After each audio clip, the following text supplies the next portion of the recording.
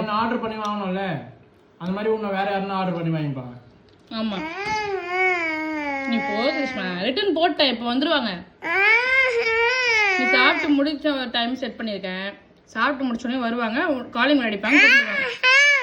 ஏய் கேட்டு தொடர்றாங்க. என்ன ஏய் சத்தம் கேக்குதா உனக்கு? கேட்டு தொடர்ற வந்துட்டான்னு நினைக்கிறேன். கிருஷ்மா போய் பாரு, ஏந்து போய் பாரு. இல்ல கிருஷ்மா, பாருடா போடா. ஆர்டருக்கு எவ்வளவு காசுன்னு கேட்டோம், ரிட்டர்ன் கட்டிட்டோம் காசுலாம். அதுதான் இப்ப பண்ணிட்டு இருந்தேன் நானு அமேசான்ல.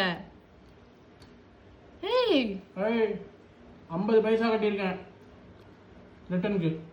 எவ்வளோ ஆச்சு? 50 பைசா. இப்போ நீ வரமாட்டேன்னு சொன்னா அவங்க விட மாட்டாங்க, வண்டியில் உட்காந்து கூட்டின்னு போயிட்டே இருப்பாங்க.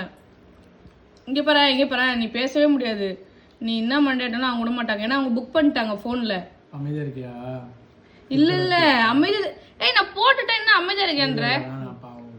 ஆஹா நம்ம பாவம் பதிலும் விட முடியாது கிருஷ்மா. இப்போ உங்க காலிங் பிரச்சனை எந்த குழந்தைய கொடுக்கறது? ஆஹா அது போய் தான் ஆகணும், இப்போ வேற வழி கிடையாது கிருஷ்மா.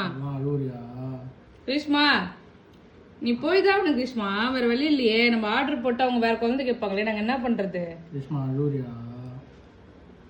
ஏன் எங்களை மிஸ் பண்ணுவியா? இங்க பாரு,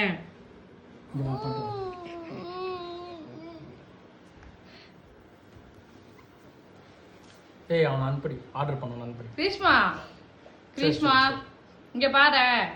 ஏய் நான் குழந்தையெல்லாம் கொடுக்க மாட்டேன், படி. இங்க பாரு கிருஷ்மா, அவங்கள என்ன பதில் சொல்றது? அப்புறம் போக சொல்லிடலாமா? போ சொன்னா போக மாட்டாங்க, வேற குழந்தை கேட்பாங்களே.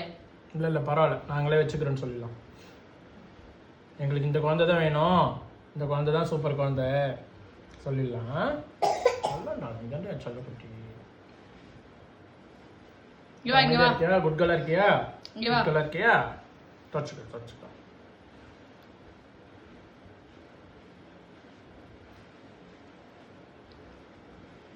சரி போடா, அம்மாட்ட போடா, அம்மா கிட்ட போ, அம்மாட்ட போ.